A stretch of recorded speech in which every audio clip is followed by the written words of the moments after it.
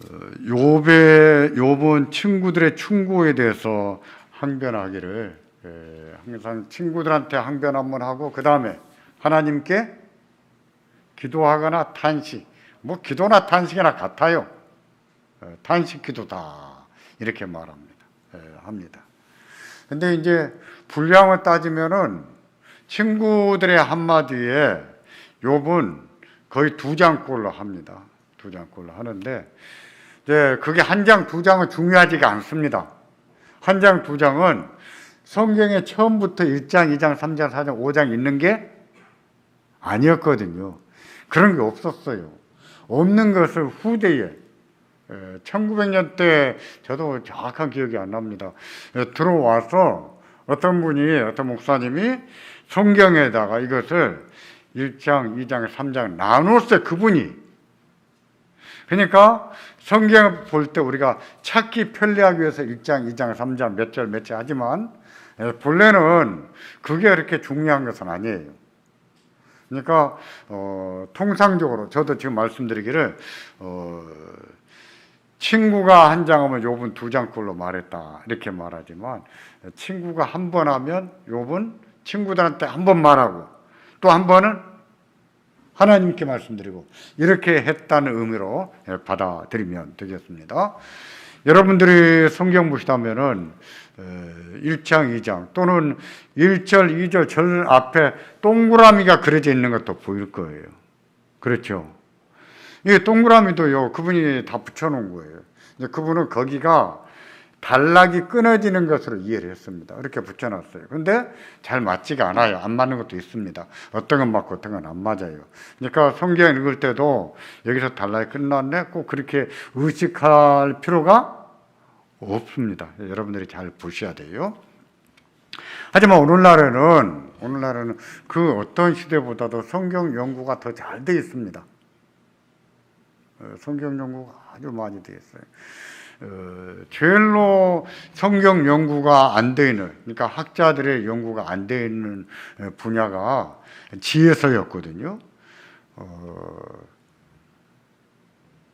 욥기, 잠언, 전도서, 아가서도 지혜서로 들어갑니다. 이런 성경들이 많이 연구가 안 되어 있었어요. 그러나 근래 들어와서 많이 연구가 되어 있고 한국에도 지혜서를 전공한 교수들이 없었습니다. 근데 지금은 지혜서를 전공한 교수들이 여러분이 계세요. 그만큼 근래에 들어와서 활발하게 잘 연구가 되고 있다는 것인데 오늘날에 와서는 그만큼 성경이 그 어느 시대보다도 많이 연구가 되어 있죠. 그 시대에는 이게 어떤 의미로 이런 말을 썼는가, 이런 단어가, 이런 문법이, 이런 용어가, 또 이런 말의 의도가 무엇이었는가 하는 것이 많이 연구가 되어 있습니다. 욥의 항변이 친구들에게 항변하면서 하나님께도 또 탄식을 했다고 하는 것은 친구들을 향한 항변도 단지 항변으로 끝나지 않았다는 것을 암시합니다. 다시 말해서 욥의 항변은 단지 다툼이 아니었다는 것이죠. 하나님을 의지하는 믿음에서 자기가 알고 있는 하나님에 관한 지식을 가지고 친구들의 말에 대응을 한 것이거든요. 중요한 사실은 그러면서도 항상 누구를 찾았어요? 하나님을 찾았다는 거예요. 하나님을 의지했다. 이게 참 중요한 겁니다. 이런 게 중요한 거예요. 전도서도 보면은 그런 그래서 참 많이 강조합니다. 그 어떤 성경보다도 왜 우리가 하나님을 경외해야 되는가? 왜 하나님을 의지하는가? 그 이유를 많이 설명해요. 두란노에서 나오는 BST 주석이라고 있습니다. 주석이라기보다는 주해집이에요. 주해와 주석은 좀 다릅니다. 여러분에게 지금은 시간상 설명을 못합니다. 그런데 거기에 보면은요, 전도서의 하나님이라서 전도서가 말하고 있는 하나님을 몇 장으로 딱 정리를 다 해놨어요. 창조주 하나님, 지혜의 하나님. 그래서 전도서가 말하는 하나님을 다 이렇게 정리를 해놓은 것을 볼 수 있어요. 그만큼 전도서가 하나님에 대한 계시가 많이 나타나 있다는 뜻이지요. 근데 그 전도서는 이렇게 말하거든요. 만사가 때가 있다. 그때까지는 고생하고 살게 하셨다. 일하고 열심히 살게 하셨다. 그러므로 그때까지는 고생도 하고 열심히 살아야 된다. 이렇게 말해요. 그래 놓고 수고도 헛되니라. 그럼 뭐예요? 수고도 해야 된다. 수고하고 살아야 된다. 해놓고 그 모든 수고가 어떻다고요? 헛되니라. 그러면 수고하라는 얘기입니까? 하지 말라는 얘기입니까? 하지 말라는 얘기처럼 들릴 수 있으나 그게 아니에요. 우리는 수고하고 살아야 돼. 그때까지는 우리 몰라요. 그때가 언제인지. 고생 있으면 고생도 하고 살아야 되고요. 이제 그렇게 사는데 그렇게 수고하고 살았다고 해서 인생이 다 된 건 아니라는 거예요. 우리 인생들은 그렇게 열심히 살아야 되지만은 뭐가 필요하다는 것일까요? 하나님 은혜가 필요하다. 그래서 수고도 헛되다 하면서 꼭 그 다음 얘기는 뭐냐면 하나님을 경외하게 하셨다. 경외하게 하셨다. 이렇게 말해요. 결국은 전도서도 헛되다 이렇게 말하지만 하나님을 경외해야 된다. 결론적으로 이렇게 말하는 거예요. 욥이 그런 것을 볼 수가 있죠. 욥의 기도, 소발의 첫째 충고된 욥의 기도는 13장 20절부터 14장까지입니다. 근데 다 볼 수가 없어요. 양이 너무 많아서 오늘과 다음 시간 나누겠습니다. 진행하다가 나눌 수 있는 데까지만 지금은 이제 오늘과 다 끝낼 생각이에요. 그 다음에요. 13장 20절부터 28절에서는요. 하나님께 간구하기를 두 가지 하지 말 것과 하지 마실 것과 한 가지 해 주실 것을 요청하는 기도입니다. 욥의 기도는 자신에게 두 가지를 하지 말아주시라는 기도가 있어요. 첫째는 주의 손을 자기한테 대지 말아주시라 하는 것이고, 두 번째는 주의 위험으로 두렵게 하지 마시라 그런 얘기입니다. 보실까요? 21절 다 같이 보겠습니다. 고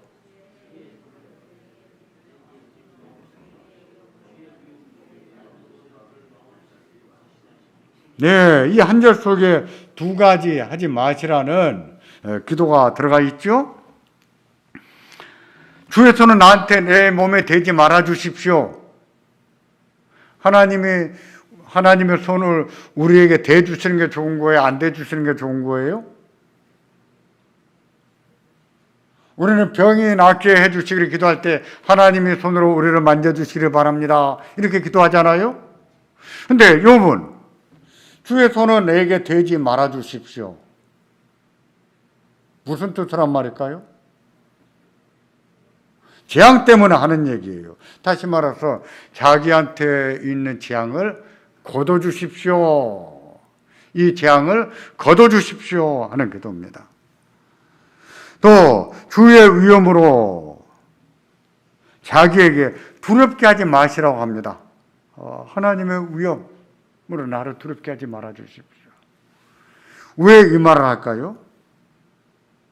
그거는 욥기에 계속해서 나오는 얘기인데 자기로 말하게 해주시라. 자기는 자기 마음의 속의 마음을 다 솔직히 다 얘기할 것인데 하나님 저를 두렵게 하지 마시고 저를 편하게 말하게 해주십시오 라는 뜻인데, 그런 것을 보면 욥이 하나님 앞에 탄식할 때도 얼마나 두려워하면서 탄식했는가 하는 것을 알 수가 있겠죠. 욥은 친구들의 충고에 대해서 한 번은 친구들에게 항변했고 또 한 번은 하나님께 항변했는데 그것을 변론이라고 합니다. 변론할 때 하나님이 진노하실까 봐 두려워했습니다. 두려운 마음으로 말씀드렸는데 좀 자기로 편하게 말씀을 드릴 수 있게 해주십시오. 그렇게 얘기합니다. 하나님을 향한 변론? 그것은요 욥기의 특징이에요. 욥의 특징이고, 욥은 왜 재앙을 당했는지 의문이었습니다. 이에 끊임없이 의문을 제기하고 변론했어요. 친구들은 네가 죄가 많아서 당했지 이렇게 말했지만 자기는 아니에요. 아닙니다. 그러기에 내가 왜 이런 일 당해야 되는지 좀 알게 해주십시오 하고 변론을 한 것이지요. 하나님께서는 그런 욥기의 특징, 또 욥의 특징에 대해서 이렇게도 말씀하셨습니다. 38장 2절 하나님의 질문이에요. 하나님 응답입니다. 같이 보겠습니다. 무지한 말로 이치를 어둡게 하는 자가 누구냐? 변박하는 자가 전능자와 다투겠느냐? 하나님과 변론한 자가 대답할지니라 그러셨다고요. 보십시오. 욥이 많은 말을 했습니다. 그 욥이 하나님을 향해서 많은 말을 한 것, 친구들도 자기가 다 아는 것처럼 말했어요. 욥도 자기가 다 아는 것처럼 말한 거예요. 참 우리가 이게 중요한 것 같아요. 이게 어떤 일에 대해서 말할 때 자기가 다 아는 것처럼, 자기가 다 옳은 것처럼 말하는 것을 볼 수 있어요. 근데 우리가 알면 얼마나 알겠습니까? 다 안다고 뭘로 보장하겠어요? 내 말이 옳다고 뭘로 보장하겠습니까? 친구들도 그랬지만 욥도요, 자기가 다 옳다고 생각하고 말했는데 하나님은 욥의 말에 대해서 뭐라고 하셨습니까? 무지한 말로 이치를 어둡게 하는 자가 누구냐? 욥의 말은 어떤 말이었어요? 무지한 말이었죠. 또 변박하는 자가 전능자와 다투겠느냐? 하나님과 변론하는 자는 대답하라 이러셨잖아요. 또 말하기를 좋아하는 욥아 이렇게도 말씀하세요.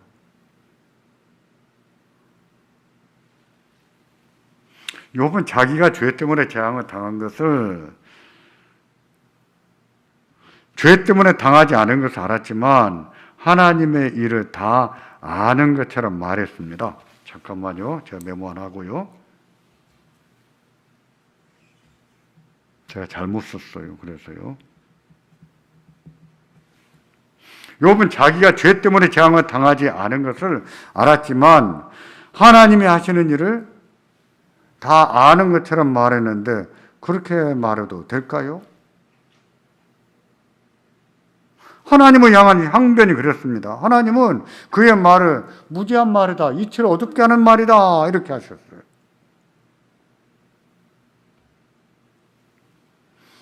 그러고 보면 우리도요, 힘들 때 힘들다고 탄식할 수는 있지만 그렇다고 해서 자기가 하나님을 다 아는 것처럼, 하나님의 뜻을 다 아는 것처럼 말하지 않도록 조심해야 됩니다. 욥과 같은 실수를 저지를 수가 있지요. 그렇지 않으면. 그래서 욥과 친구들처럼 그런 실수를 저지지 않으려면은 이해할 수 없는 일은 좀 받아들이고 가야 돼요. 다 이해할 수 없는 일은 자기도 다 이해하지 못한다고 그렇게 시인하고 인정하고 가야 됩니다. 이번에 저희 총회에서 이단으로 정죄된 사람들의 공통점이 있어요. 그 사람들은 하나같이 직통계시를 주장한 사람들을 하나님의 뜻을 다 아는 것처럼. 그러니까 그들에게서는 성경이 중요하지가 않아요. 자기들 기도에서 뭘 봤다, 뭘 들었다, 이게 중요한 거예요.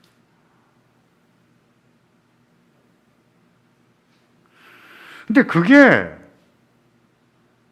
굉장히 위험한 거란 말입니다. 위험한 거. 그게 하나님 뜻이라는 걸 어떻게 알겠어요? 하나님이 나한테 이렇게 말씀하셨다? 전 그렇게 생각하면 가만히 지켜보세요. 그대로 되는지 안 되는지. 그걸 가지고 하나님 이렇게 하라 하셨다 이렇게 말하고 다니면 실수합니다. 우리 총회 총무 일을 보는 정성희 목사님, 예전에 우리 교도 한 두 번 이렇게 설교한 적이 있었는데 그분은 저한테 이렇게 말했어요. 목사님, 저는 기도 많이 하는 사람이 제일 무섭습니다. 근데 그런 말을 또 들어봤어. 2번 들어봤어요. 그 친구 말고 다른 친구한테도. 군대 갔다 왔는데 어느 날 나이 많은 여전도사님이 만나자 그러더랍니다. 만났어요.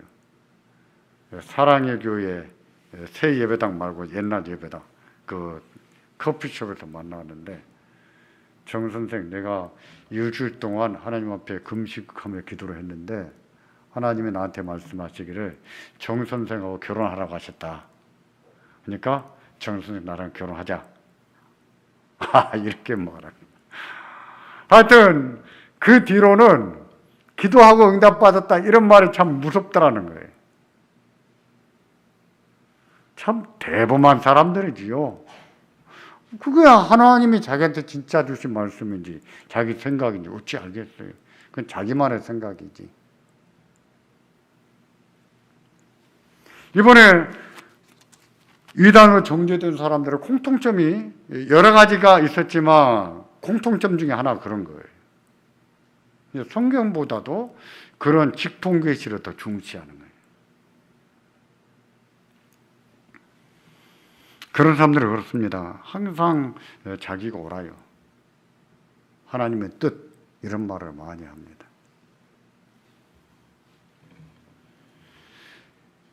하지 말아주시라는 것을 2가지 말했는데 13장 22절에는요 해주시라는 것 1가지를 말합니다. 그것은 뭐냐면은 자기를 두려워하지 말게 해주시라는 것인데, 보세요. 이것도 사실은 2번째 기도와 연관된 것으로 봐야 됩니다. 같이 보겠습니다. 그리하시고 주는 나를 부르소서 내가 대답하리라. 혹 나로 말씀하게 하옵시고 주는 내게 대답하옵소서. 나로 좀 편하게 말하게 해주시고 내 묻는 말에 하나님이 대답을 해주십시오 라고 간구한 거죠.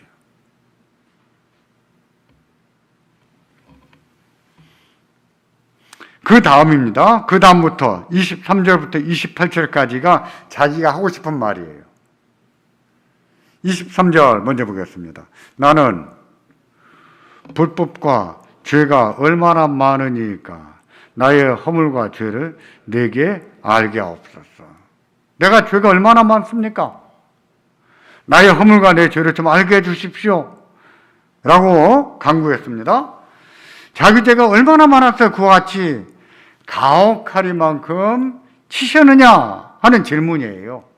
친구들은 내가 죄가 많아서 당했다 그러는데 내 죄가 얼마나 많길래 나를 이렇게 치셨습니까? 그렇게 말했어요. 그래서 자기가 지은 허물과 죄가 무엇인지 알게 해주시라 이렇게 말한 것이거든요. 이 말은 그동안 자기는 죄 때문에 재앙을 당한 게 아니라고 주장했던 말과 정면으로 대치되는 말처럼 보입니다. 그러나 이 말 역시 자기가 무슨 죄가 있어서 치셨느냐 하는 뜻이에요. 사실은 내가 무슨 죄가 있어서 이렇게 치십니까? 여기에서 보응의 원리를 부정하는 말이 시작이 됩니다. 욥이 잘못을 범한 것 중에 하나가 뭐였습니까? 네?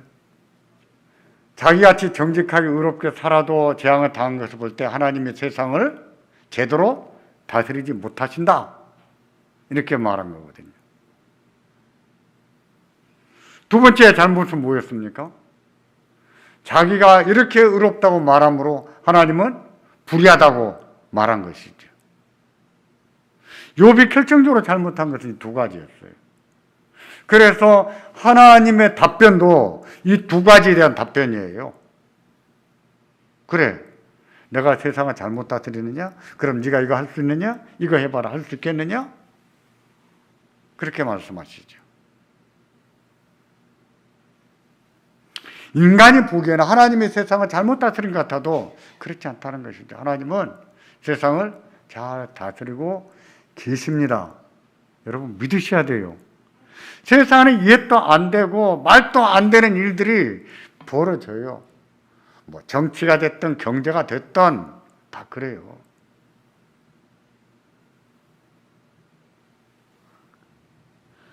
그래서 우리는 망할 세상, 세상 종말이 왔다, 종말이 왔다, 뭐 별얘기 다 합니다. 그런 말을 언제부터 하기 시작했을까요? 고대부터 다 했단 말이에요. 근데 왜 망하지 않고 이렇게 세상이 존재할까요? 인간이 보기에는 하나님이 잘못 다스리고 있는 것 같아도 그렇지 않습니다. 하나님은 이렇게 요지경인 인간들, 요지경인 세상을 하나님이 잘 다스리고 계세요. 그렇다는 사실을 가르치는 것이 무엇입니까? 욥기예요. 그것도 믿어야 됩니다. 세상에는 우리가 이해가 안 되는 일이 많이 일어나지만 하나님은 세상을 잘 다스리고 계신다. 믿으셔요. 저는 그렇게 믿습니다. 정말로. 우리가 아픈 일이 있고 슬픈 일이 있고 속상한 일이 있지만 그래도 하나님은 세상을 잘 다스리신다.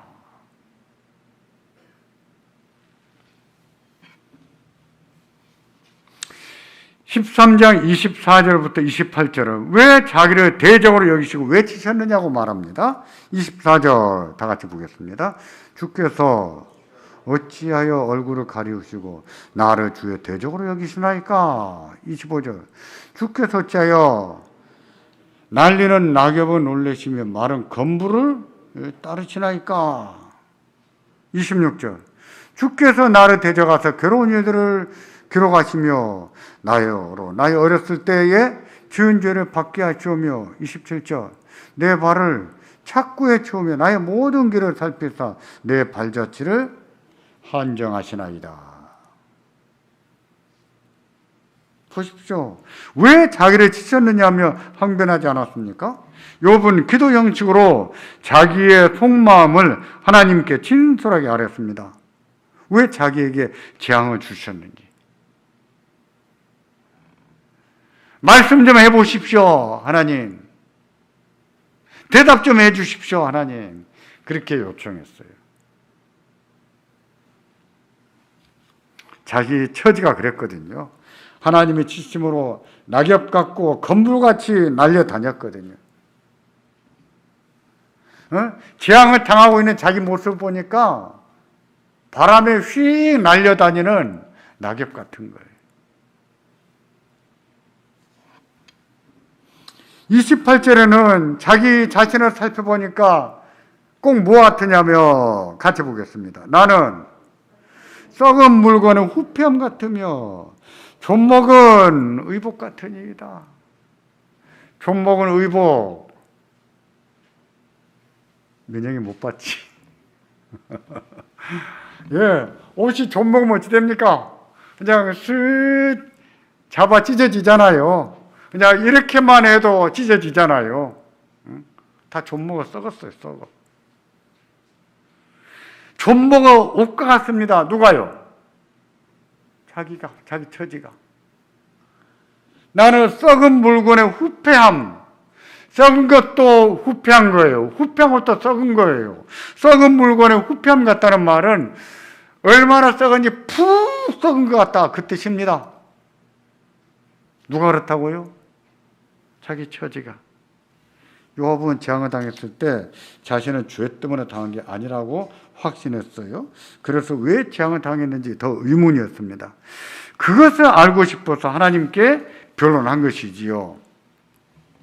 그가 한 말은 우리가 재앙을 당했을 때 우리가 하고 싶은 얘기와 같아요. 우리도 어떤 재앙을 당하고 고난을 당하면 하나님, 내가 뭘 잘못해서 이렇게 이런 일을 겪어야 됩니까? 어떤 죄는 훅 떠올라서 내가 이 죄 때문에 당했는갑다 이렇게 생각할 수가 있겠지요. 근데 아무리 생각해도 어떤 죄도 떠오르지 않아요. 잘못이 없는 것 같은데 왜 이런 일을 당하게 하셨을까? 의문이에요. 그럴 때에 우리가 하고 싶은 말을 욥이 대신 해준 셈이지요. 그런 만큼 욥기를 통해서도요, 우리가 대답을 들을 수도 있지요. 그렇습니다.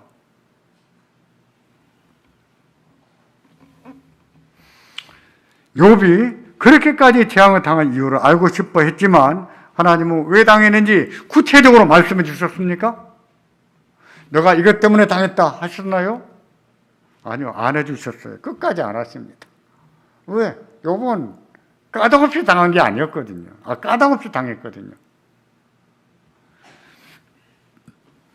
그럼에도 하나님을 만났을 때 모든 의문이 다 풀렸어요.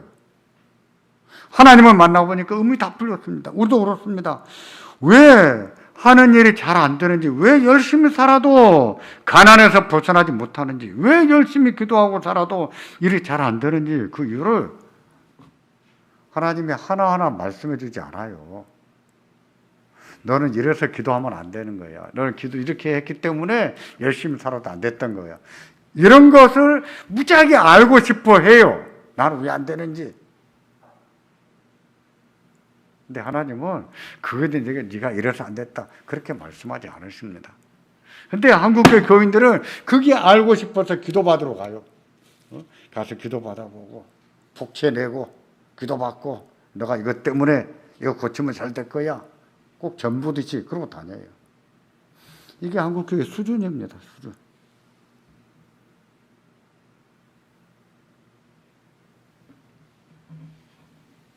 우리는 그런 거 다 알 수가 없어요. 모르고 살아야 됩니다. 하나님이 하신 일을 측량할 수가 없게 하셨어요. 우리는 어떻게 살아야 되냐면은 그런 일을 겪지만 고생하고 살아야 돼요. 인내하면서 살고 감사하면서 살고 기쁘게 살아야 돼요. 우리가 할 수 있는 게 그런 거예요. 그런데 그렇게 의문이라도 하나님을 만나고 나면 그 의문이 싹 풀립니다. 의문이 풀리는 거예요. 그래서 하나님을 만나고 또 하나님의 이 말씀을 알아가고 하는 것이 중요한 겁니다.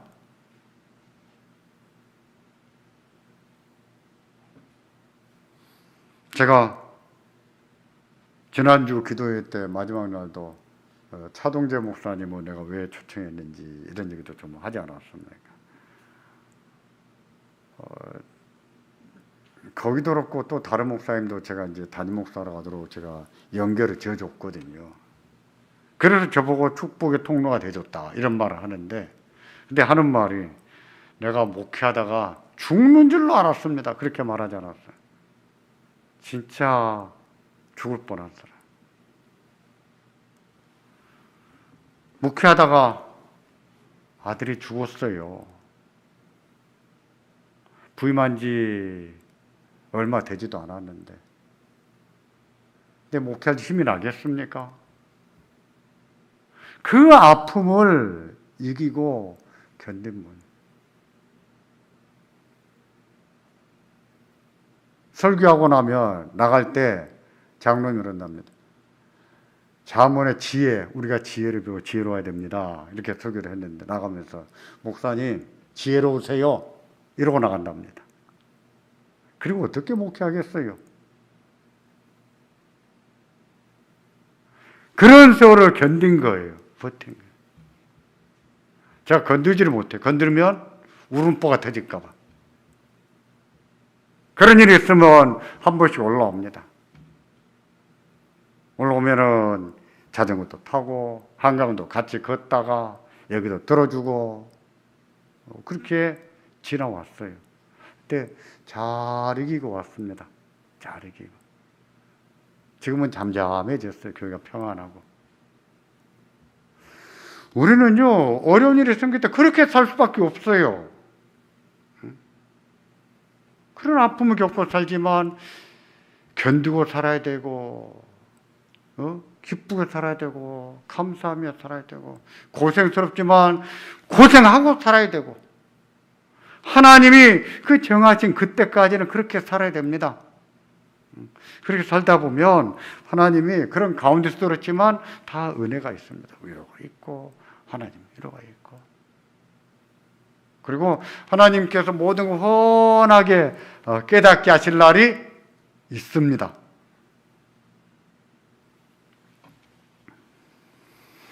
하나님께는요, 일어나지 않는 일이, 절대로 일어나지 않는 일이 인간에게는 흔하게 일어납니다. 인간이기 때문에 일어날 수밖에 없어요. 기도하고 말씀대로 살아도 시험에 들 수도 있고요. 고난을 당할 수도 있어요. 그렇지만 그런 순간에도 하나님이 우리와 함께 하시는 것을 기억하고 살아야 됩니다. 오늘 아침에도 말씀드렸죠. 저는 야곱을 보면서 야곱이 라반의 집에서 살았을 때 그런 상태를 거듭났다고 말할 수 있을까? 하나님은 은혜는 많이 주셨지만 의문이에요. 야곱이 어느 시점에서 거듭났다고 말해야 될까? 잘 모르겠어요.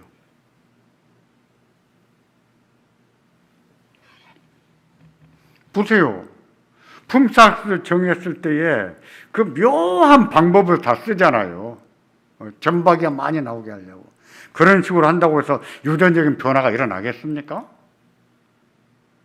얼마나 꼼수를 잘 씁니까? 야곱이 그런 사람이에요.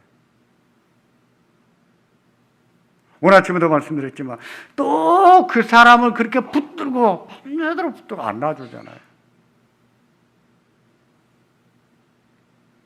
하나님이 신 것을 알아서 붙들었다면 참 좋았겠다 싶기도 하고요. 하나님인 줄 알았다면 그렇게 붙잡았을까? 내가 하나님을 대면하여 보았으나 내가 죽지 않고 살았구나 이랬는데 무서워서라도 못 붙잡았겠지요. 그러고 보면 우리는 하나님 앞에 한 번씩 깨져야 됩니다. 깨져야 돼. 저도 그런 것 같아요. 한 번씩 깨져야 돼. 그러니까 하나님이 환도뼈를 치시는 게 너무한 게 아닙니다. 그렇지 않으면 인간은 깨지지가 않거든요.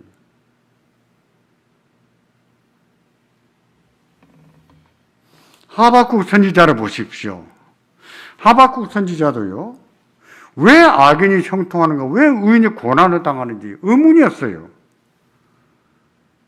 의문이었는데 그런 하박국에게 하나님이 하신 대답이 뭐였습니까? 하박국 2장 4절을 보십시오. 보라, 그의 마음은 교만하며 그의 속에서 정직하지 못하니라. 그러나 의인은 어떻게 산다고요? 그 믿음으로 말미암아 살리라 그랬습니다. 그의 마음은 교만하며 그의 속은 정직하지 못하다. 누구를 말합니까? 악인들, 형통하는 악인. 어떤 사람이 형통해요. 악인인데 형통해요. 죄가 없다는 뜻입니까? 아니에요. 죄가 있는데 그렇게 형통합니다. 잘 됩니다. 근데 그 마음은 어떻다고요? 교만하고 속은 어떻다고요? 정직하지 못했다. 세상은 그럴지라도 의인은 어떻게 사는가? 그런 세상 가운데서도 무엇으로 산다? 믿음으로 산다. 그 뜻이에요. 그래서 우리 주변에 그런 악인이 있어도 하나님 이게 뭡니까? 어떻게 저런 놈이 잘 되길 수 있습니까? 그럴 필요가 없어요. 세상에 그런 거 몰랐습니까? 세상에 그런 일이 있는 거 모르세요? 알아야 됩니다. 오히려 우리가 알고 우리가 해야 될 것은 뭐냐? 그런 세상 가운데서도 어떻게 사는 것이에요? 믿음으로 사는 것. 의인은 믿음으로 사는 거예요. 그런 세상 가운데서. 욥도 자기는 죄가 없는데 재앙을 당했어요. 아파요. 너무 괴로워요. 가랑잎이 바람에 날려다니는 것 같습니다. 얼마나 썩어 문드러졌는지 썩은 것을 후피함 같다 그랬어요. 썩은 것 같습니다. 그랬어요. 이해가 안 되는 일이지요. 인간에게 그런 일이 있을 수 있어요. 하나님, 제가 왜 이랬습니까? 기도 받으러 가요? 어리석은 짓이에요. 어리석은 짓이에요. 이것은 괜찮아요. 하나님, 제가 너무 힘들어요. 하나님, 이러다가 죽는 건 아닌지 모르겠습니다. 하나님, 저 좀 살려주세요. 괜찮아요. 그렇게 기도해야 돼요. 근데 그런 문제가 해결될 때까지는 우리는 어떻게 산다고요? 고생도 하고 살아야 되고, 아픔도 이기고 살고, 슬픔도 이기고 살고, 인내하면서 견디면서 우리 삶을 의롭게 잘 살아야 돼요. 감사하면서 기쁘게 살아야 됩니다. 그게 믿음으로 사는 것이지요. 하박국에게 했던 말씀과 같은 겁니다.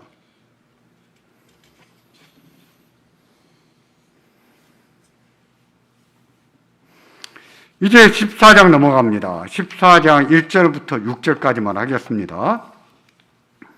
나머지는 다음 시간에 앞에 부분 좀 더 하고 하겠습니다. 14장 1절부터 6절까지는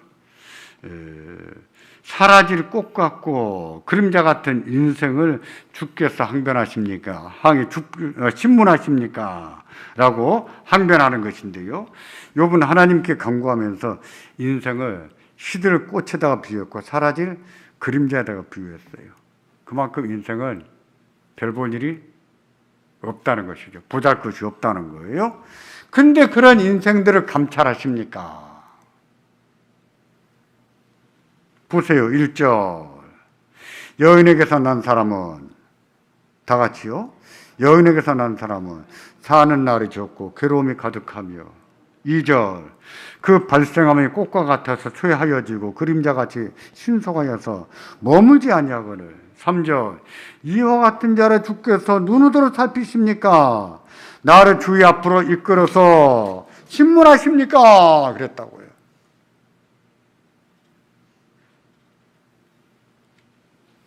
왜 자신에게 이렇게 하느냐는 것이죠. 왜 이렇게 가혹하게 나한테 대하십니까? 자기를 왜 이렇게 표현했을까요? 그런 인생은 전적으로 죄인이어서 의로울 수가 없고 하나님께서 그의 날을 정하셨으니 그런 날이 오기 전에 자기를 쉬게 해주시라. 다시 말해서 왜 이렇게 하십니까?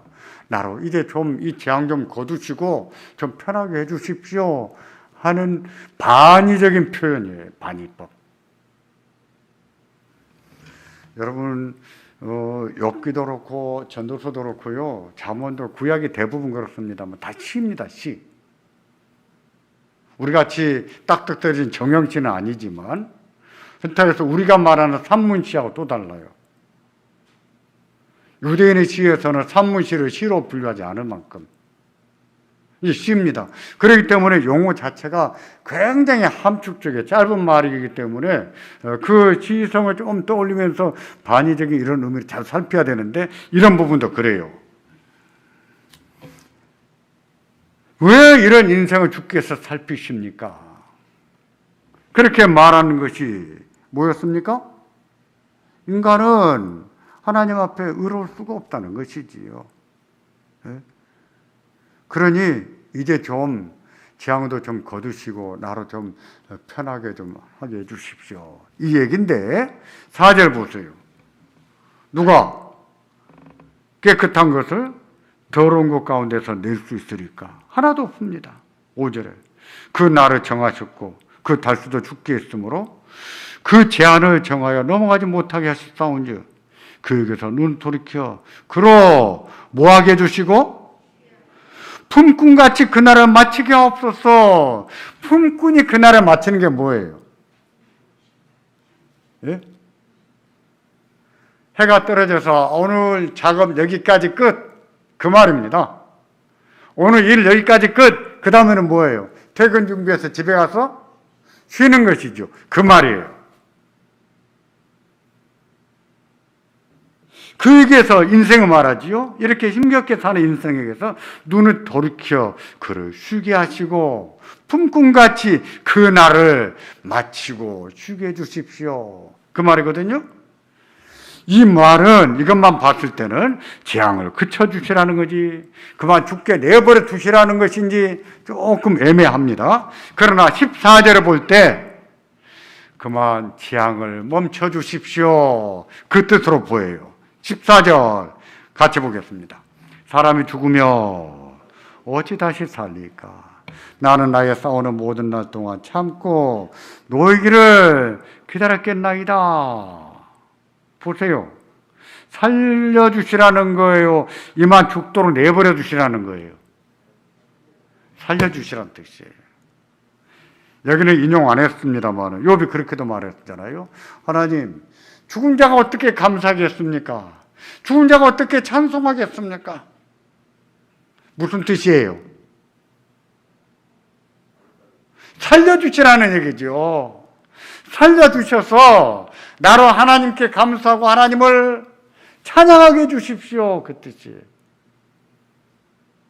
죽고 싶다는 뜻이 아니라 살고 싶다는 뜻이었어요.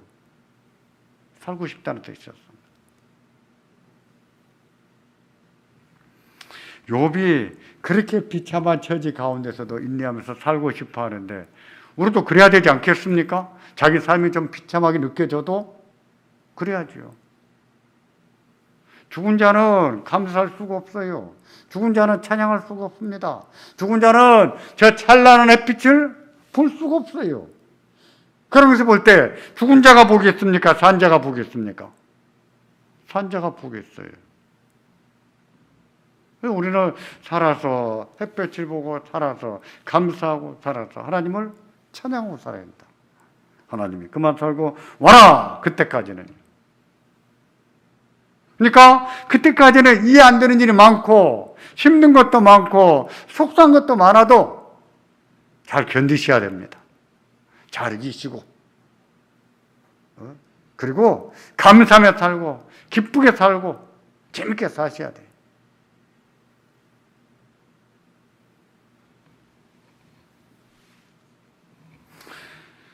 정리하면은요, 소발에게 항변한 데 이어서 하나님을 향해서 간구하기를 재앙을 멈춰주시고 내가 죽기 전에 빨리 좀 살려주십시오 라고 말씀을 드린 겁니다. 죽으면 다시 살 수가 없잖아요.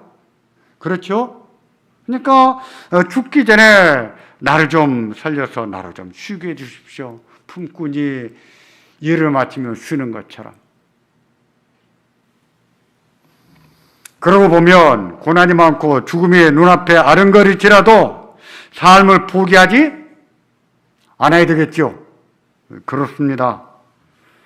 하나님께 소망을 품어야 하고 은혜를 구해야 됩니다. 하나님께서 어떤 것을 주실지 알 수가 없지만 우리가 할 수 있는 최선을 다해서 은혜를 구하고 살려주시라 하고 그리고 살아야 되는 거예요. 욥은 그렇게 해서 그 힘겨운 시기를 잘 이겨냈습니다. 근데 말입니다. 저는 가끔 그렇게 생각합니다.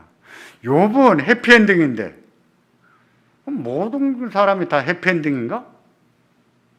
그렇습니까? 아니잖아요. 아니에요. 그럼 어떻게 해야 됩니까? 하나님이 살려주지 않으시면 어떻게 해야 돼요? 어떻게 해야 됩니까? 할 수 없습니다. 받아들일 수밖에 없어요. 우리는 받아들일 수밖에 없어요. 아프지만 받아들일 수밖에 없어요. 그게 인생이에요. 그것을 잘 받아들이는 것도 믿음이에요.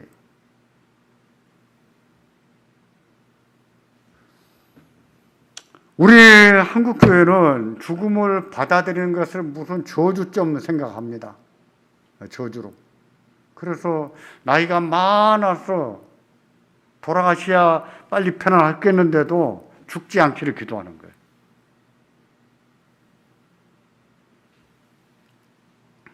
제가 그런 얘기 드렸잖아요. 서양 사람들은, 기독교 문화권의 사람들은 우리보다 죽음을 훨씬 친숙하게 받아들입니다. 그러니까 저녁에 엄마가 기도할 때, 어린 아이를 위해서 기도할 때도 하나님, 우리 아이 영혼을 부탁합니다. 이렇게 기도한다고 하잖아요. 운전대를 잡고 여행 가면서도 하나님, 우리 영혼을 주께 부탁합니다. 이렇게 기도한다고 하잖아요. 목사님, 그러다가 사고 나면 어떻게 하려고요? 그렇다고 사고 나지 않아요.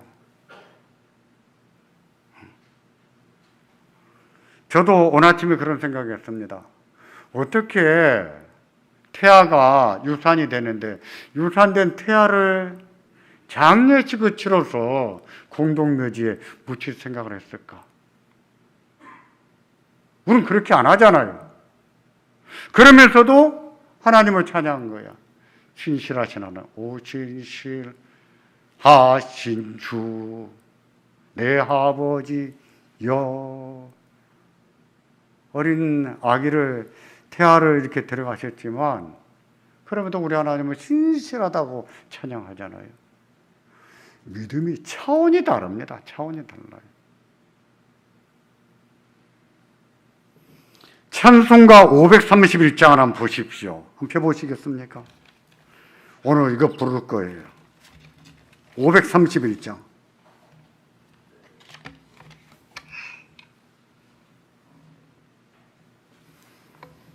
1절 보십시오. 1절. 때에 저물어 날이며 어두니 구주여 나와 함께 하소서. 때에 저물어 날이 어두우니. 이거 해가 졌단 말입니까? 아니죠. 뭘 얘기하죠? 우리 죽을 때를 얘기하는 거예요. 죽을 때를. 내 친구 나를 위로 못할 때 날 돕는 주여 함께 하소서. 사람들을 위로할 수 없다는 것이지. 죽음 앞에서 누가 위로할 수 있겠습니까? 하나님 외에는. 2절.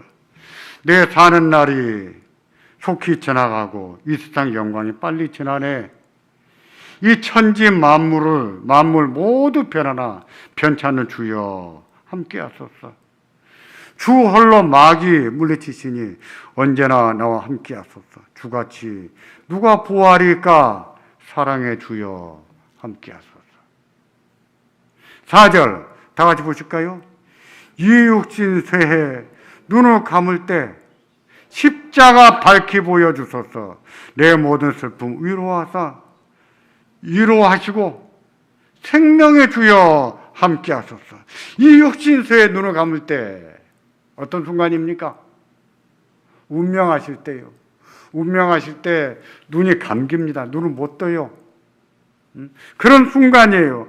그런 순간에 어둠이 몰려오잖아요. 슬픈 마음이, 두려운 마음이 몰려올 수 있잖아요. 근데 그런 순간에 십자가를 밝혀 주십시오 그랬어요. 내가 죽을 때 눈을 감을 것인데 그 어둠이 몰려온 그 순간에 십자가를 밝히 보여주십시오.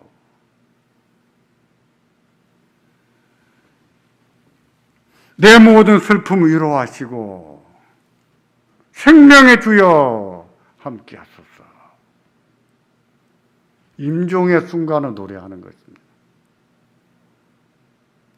우리는요 그렇게 받아들이고 살 수밖에 없어요. 그것을 잘 받아들일 줄 아는 것도 믿음입니다. 주 안에서는. 전도서의 첫 번째 메시지가 그거잖아요. 인생이 헛되지. 그래 잘 받아들이고 살아야 된다. 그러나 기쁘게 살아야 된다. 정말 잘 사는 건 뭐냐? 그런 허무한 인생이지만 하나님을 경외하고 살아야 된다. 이렇게 말하잖아요. 우리는 하나님께서 무엇을 주실지 알 수가 없습니다. 이것을 주실지 저것을 주실지 알 수가 없어요. 주는 대로 받을 수밖에 없습니다. 저는 청년 때 기도할 때 이렇게 기도했습니다. 하나님, 이 문제 좀 해결해 주세요. 이 문제가 해결되려면 첫 번째, 이렇게 하면 해결이 될 것 같습니다. 두 번째, 그게 아니면 저렇게 하면 해결이 될 것 같고요. 세 번째, 그것도 아니라면 이렇게 저렇게 하면 해결이 될 것 같습니다. 하나님, 이 문제 좀 해결해 주세요. 방법까지 제가 제시를 했어요. 근데 그러게 여러 번 반복하면서 느낀 것은 뭐냐면 하나님이 문제를 해결해 주시는데 제가 제안한 방법은 하나도 안 쓰시더라고요. 저 그거 나중에 깨달았습니다. 그래서 그 다음부터는 제가 방법을 제시하지 않았어요. 하나님 뜻대로 해 주십시오. 이 기도하게 됐습니다. 다윗도 그렇게 말했습니다. 여호와 우리 주여, 주께는 어찌 그리 뭐가 많으신지요? 수가 많으신지요? 우리 주께는 무궁무진한 방법이 있다는 얘기입니다. 우리는 고작 해봤자 세 가지 방법밖에 없어요. 세 가지 방법. 근데 하나님께는 해결하는 무궁무진한 방법들이 있어요.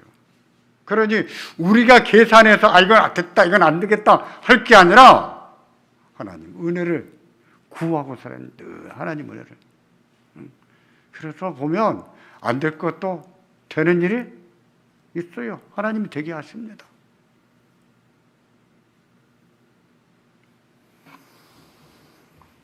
욥이 그 아픔과 또 그 좌절 속에 하나님께 여쭈고 기도하고 은혜를 구하고 살았는데, 우리도 우리의 아픈 삶 가운데서 하나님 은혜를 구하고 아픔도 이기고 재앙도 이기고 슬픔도 이기고 감사하면서 기쁘게 우리의 삶을 믿음으로 잘 살 수 있기를 주의 이름으로 축원합니다.